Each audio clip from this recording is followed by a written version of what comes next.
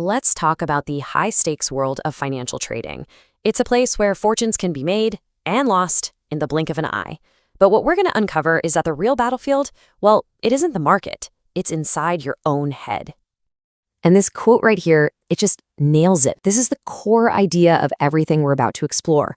You can have the best system, the sharpest charts, the most brilliant analysis, but none of that matters because at the end of the day, you're not trading your strategy, you're trading your own psychology.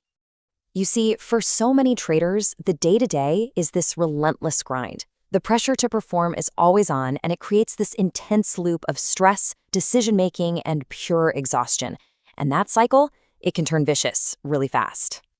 And to deal with all that pressure, a lot of traders start to lean on certain, well, let's call them coping mechanisms. Things that start out as a way to get an edge can quietly turn into a dependency, and that's when things start to go wrong. This leads us to a pattern that is incredibly common, and not just in trading, but in almost any high-pressure job. I'm talking about the chemical seesaw, using one thing to rev yourself up for the day and another to shut yourself down at night. So seriously, how do they do it? When your brain has to be razor sharp for hours on end, but then you need to completely switch off to recover for the next day, what do you reach for? Well, for many, the answer's found in two of the most common substances on the planet. On one side of the seesaw, you've got the stimulant, caffeine, right? It's the fuel. It helps you focus, it helps you fight off that fatigue when the market is live. Then, on the other side, you've got the sedative, alcohol. This is what's used to decompress, to try and force that overclocked brain to just switch off after the closing bell. But this balancing act, it has some serious hidden costs. Okay, and this is where it gets really interesting because we actually have the data on this. A study in PLOS ONE looked at financial traders and found a direct, measurable link. The real price of all that caffeine wasn't in dollars, it was in sleep quantity. The more caffeine they drank, the less sleep they got, period. And this number really brings it home. For every single cup of a caffeinated drink, the traders in that study lost, on average, 10.4 minutes of sleep. Now, think about that. You have 3 cups a day, you're losing over half an hour of sleep every single night. That sleep debt racks up really, really fast. Now, let's look at the other side of that seesaw, alcohol. You know, it might feel like it's helping you fall asleep, but that same study showed it absolutely tanks your sleep quality. The data is clear. More alcohol meant a huge drop in how restorative their sleep actually was. And this is the trap. This is the crucial point. You end up self-medicating. You drink alcohol at night to fight the stimulating effects of the caffeine you've been chugging all day, but then you wake up feeling foggy and unrested from that low-quality sleep, so what do? You reach for more caffeine to overcome the effects of the alcohol. It becomes this destructive, self-fueling loop.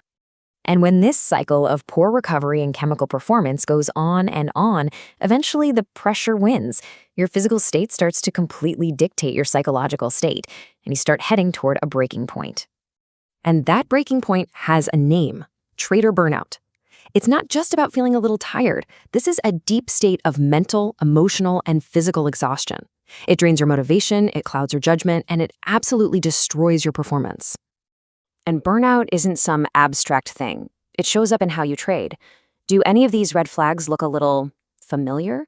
Lashing out with revenge trades after you take a loss. Or maybe holding on to a loser in hope mode.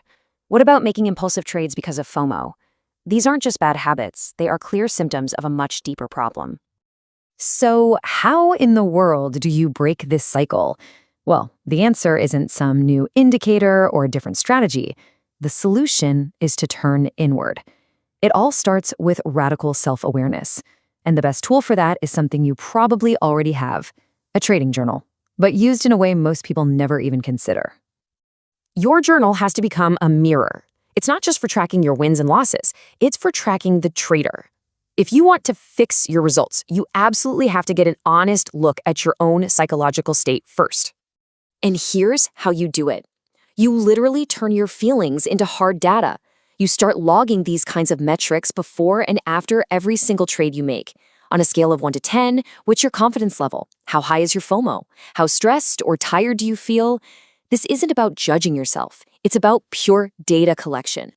Because over time, this data becomes your ultimate edge. You start to see clear, undeniable patterns. You'll notice, wow, when my FOMO score is an 8 out of 10, I always jump into trades too early. Or When my stress and fatigue are high, I start breaking my own risk management rules. This isn't a guess. It's your own personal data telling you exactly when you become your own worst enemy. From there, you can move on to what's called trigger mapping. It's a simple 3-step process. First, just notice the feeling and acknowledge it, no judgment. Second, log what might have caused it. Did you get terrible sleep last night? Are you stressed about something at home? Are you hitting that 3 p.m. caffeine crash? And third, you connect the dots and identify the pattern. You literally learn to predict your own risk of self-sabotage. This self-awareness, this is the foundation. And from there, you can start to build a whole toolkit of real actionable strategies to break that vicious cycle for good and build genuine, sustainable resilience. There's this fantastic analogy to elite athletes. They track their sleep, their stress, their mental state, not because they're weak, but because they understand that top-tier performance is, at its core, a psychological sport. Trading is exactly the same. Your mental and physical health aren't separate from your P&L. They are the bedrock of it. So, what can you do, right now? Here are some simple, actionable resets. Just step away from the screens for a bit. Refresh your perspective. Make your health a priority. That means protecting your sleep, focusing on nutrition and exercise. Maybe simplify your trading plan to cut down on decision fatigue. And hey, connect with a mentor or a trading buddy. You don't have to do this all alone. Which leaves us with one last, really crucial question. You've probably spent countless hours backtesting your strategy, perfecting your entries, studying the markets. But how much of that time have you actually dedicated to training the one single thing that pulls the trigger on every trade? How are you training your mind?